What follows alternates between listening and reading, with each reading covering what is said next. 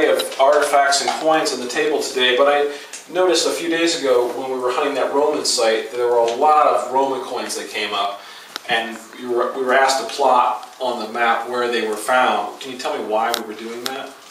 Yeah, well, obviously we want as good a find spot as possible, and since we were about 50 odd came from there, it's good to plot them, because often with Roman sites you will cross an invisible line in the field and the coins will just stop.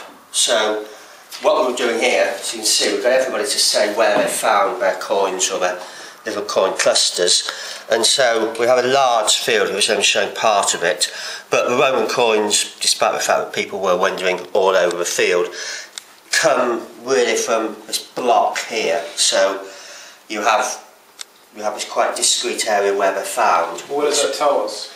Well, it tells us first of all where the coins are being used or discarded, and obviously where the Romans weren't, or where that particular settlement wasn't. So I suspect, given the fact that all these coins were 4th century as well, no 3rd century coins at all, that obviously dates the site on one level, but I suspect we might have a little sort of temple site here. And that was the sort of offering that they might be expected to put on the altar?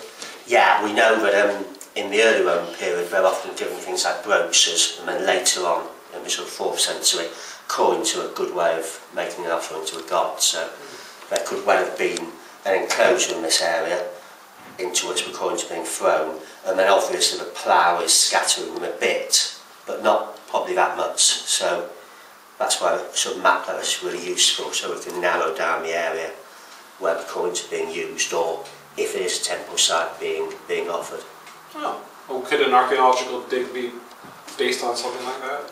Could be, but I suspect that's a field that's been ploughed for a long, long time, so we're probably lucky if there's anything actually below the soil. So again, that's a good thing to plot the actual coins in the probable absence of any sort of archaeological features. Oh, thank you.